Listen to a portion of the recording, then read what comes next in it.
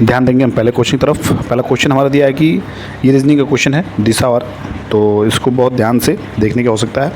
दिया कि आप रेलवे स्टेशन पर हैं और आपको अपने होटल जाना है, तो उसे देखिए मानचित्र में सुझाए गए अनुसार रास्ते पर चलते हैं।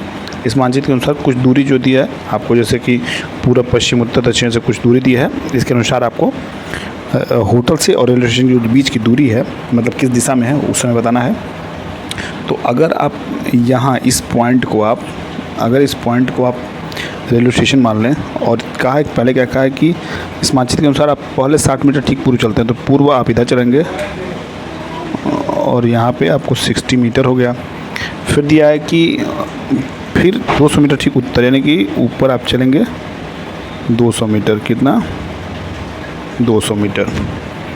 फिर आपकी बात आ जाएगी, देखिए दिया है कि फिर 350 मीटर, यानी कि यहाँ जो दिया है कि फिर 350 मीटर कहाँ, फिर 350 मीटर चलेंगे, कहाँ चलेंगे, पश्चिम में, और 200 मीटर यहाँ थोड़ी सी गड़बड़ी है, थोड़ी सी तो समझिएगा, ये 200 मीटर जो है यहाँ नहीं रहना चाहिए था, इसको थोड़ा सा हम कट करेंगे, ठीक है। क्योंकि देखिए यहाँ इंग्लिश में दिया है कि 350 metre west and then finally 40 metre north. तो यहाँ से अगर हम कितना चलें 350 मीटर, और फिर क्या करें कि नॉर्थ यानी कि ऊपर उत्तर की तरफ, और यहाँ अगर हम नॉर्थ चलते हैं कितना 40 मीटर। तो अब ध्यान देखिएगा, ये आपका रेलवे स्टेशन हो गया और ये आपका ये हो गया।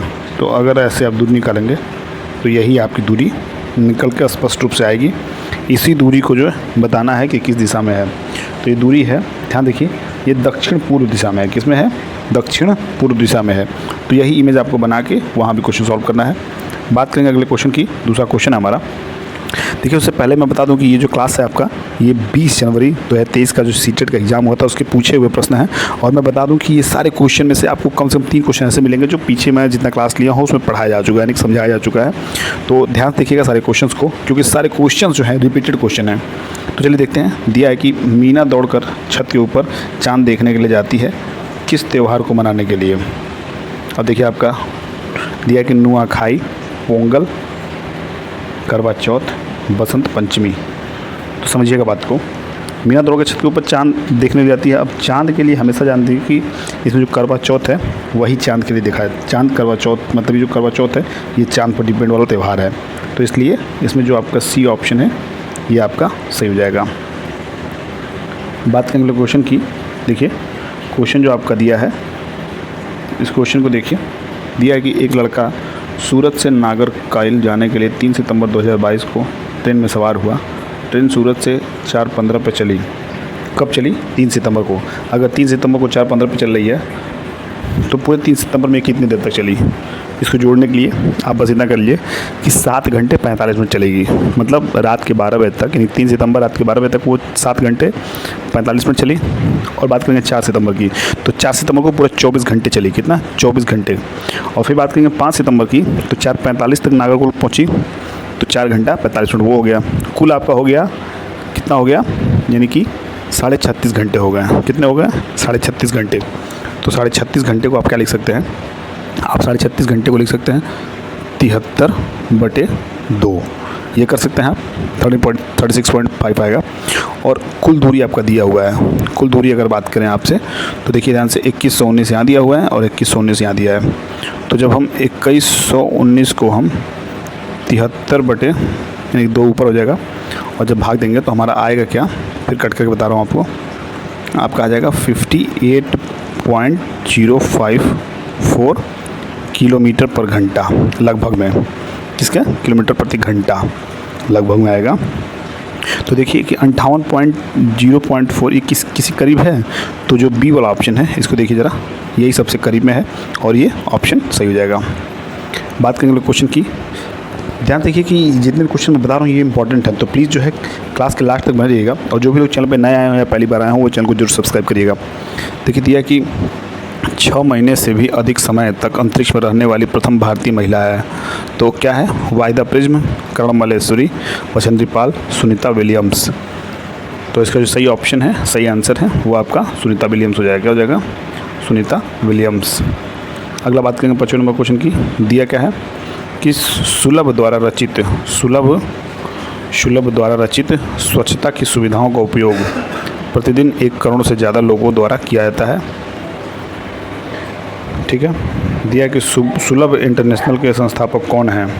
ए आपका दिया है बिंदुसारी पाठक, बी आपका दिया है विनोबा भावे, सी आपका दिया है बाबा आमटे और डी आपका दिया है अन्ना हजारे।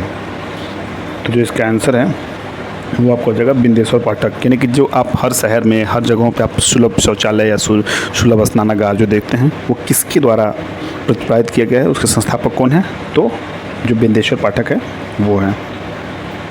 बात करेंगे 6वें क्वेश्चन की। दिया है कि वाष्पन के कारण शीतलन की प्रक्रिया तब धीमी होती है जब वायुमंडल का ताप क्या होता है, यानी कि बढ़ता है और वायु के बहने की चाल अधिक होती है।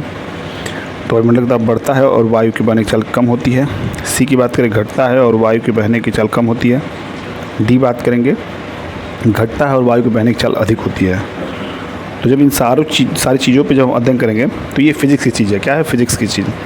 जब किसी द्रव को हम गर्म करते हैं अर्थात ताप दिया जाता है तो वह द्रव अपनी द्रव अवस्था से वाष्प अवस्था में बदल जाता है और द्रव का वाष्प अवस्था में बदल जाना ही वाष्पन कहलाता है। ये चीज़ क्लियर हुई। वाष्पीकरण का मान तापमान बढ़ने के साथ साथ बढ़ता है और वाष्पन के कारण शीतलन की प्रक्रिया तब धीमी होती है जब वायुमंडल का ताप घटता है और वायु के बहने की चाल कम होती है। ध्यातव्य है कि वाष्पीकरण तापमान के समानुपाती होता है। तो इसलिए जो सी वाला ऑप्शन है इसको ध्यान से देखिए। वाष्पन के कारण शीतलन की प्रक्रिया तब धीमी होती है जब वायुमंडल का ताप घटता है और वायु के बहने की चाल कम होती है। बात करेंगे 7वें क्वेश्चन की। 7वां क्वेश्चन दिया हमारा कक्षा 5 की एक पर्यावरण अध्ययन की अध्यापिका अपने विद्यार्थियों से भूकंप के मानवीय कारणों की सूची बनाने को कहती हैं। रवि ने इसका सही कारण लिखा जो है फर्स्ट है ज्वालामुखी विस्फोट, बी है खनन के क्रियाकलाप, सी है विवर्तनिक यानी कि टेक्टोनिक प्लेट्स का हिलना और डी आपका दिया कि भूस्खलन के कारण होने वाला भूकंप। क्या है? भूस्खलन के कारण होने वाला भूकंप। तो इसमें जो सही ऑप्शन है वो आपका बी वाला हो जाएगा। क्या हो जाएगा? खनन के क्रियाकलाप। क्या हो जाएगा? खनन के क्रियाकलाप is the right answer of the question of 7। बात करेंगे 8वें क्वेश्चन की। देखिए बाइलिंगुअल है इसलिए इंग्लिश और हिंदी दोनों का यूज़ कर सकते हैं आप। दिया कि हमें गर्मी, सर्दी, बरसात एवं कारवां यानी कि केरवेन धूल से बचाता है, पर एक घर होता है व्हील्स यानी कि पहियों पे, नाव, बर्फ़, रेल की पटरियों। तो जो स्नो होता है ये एक प्रकार का घर होता है। क्या होता है? जो स्नो होता है वो एक प्रकार का सॉरी दोस्तों ये स्नो नहीं हो पाएगा। स्नो तो आपका बर्फ़ हो गया। यहाँ पे व्हील हो जाएगा। क्या हो जाएगा? व्हील हो जाएगा। व्हील यानी कि पहियों पे जो घर होता है वो हमें इन सब चीज़ों से बचाता है। तो ये ध्यान दीजिएगा जो व्हील्स है इसका ये राइट आंसर हो जाएगा। अगर हम बात करें अगले क्वेश्चन के 9 नंबर की तो दिया है निम्नलिखित में से भारत के केंद्र शासित प्रदेशों का युगल चुनिए। देखिए ये क्वेश्चन रिपीटेड क्वेश्चन है। क्या है? रिपीटेड क्वेश्चन है। तो इन क्वेश्चंस को आप देखते रहिए रिपीटेड क्वेश्चन को। ये ऑप्शन दिया है नागालैंड और मिजोरम, बी आपका है त्रिपुरा और झारखंड, सी आपका है झारखंड और चंडीगढ़ और डी आपका है लद्दाख और जम्मू और कश्मीर। तो इसका सही आंसर ये आपका डी हो जाएगा, लद्दाख और जम्मू कश्मीर। बात करेंगे अगले क्वेश्चन की। इस क्लास का ये लास्ट क्वेश्चन है 10वां क्वेश्चन। दिया निम्नलिखित में से कौन सा लिंग समानता है? ए आपका दिया है व्यक्ति के लिंग के आधार पर भेदभाव का न होना, महिलाओं तथा पुरुषों के बीच सामाजिक तौर पर निर्धारित भिन्नताओं को समझना, सी आपका दिया विद्यमान लिंग भेदों और विषयों को महसूस करने की क्षमता रखना, डी आपका दिया किसी भी लिंग के व्यक्ति के प्राप्य शिक्षा के स्रोत समान होना। इन ऑप्शन के थ्रू आपको आंसर बताना है।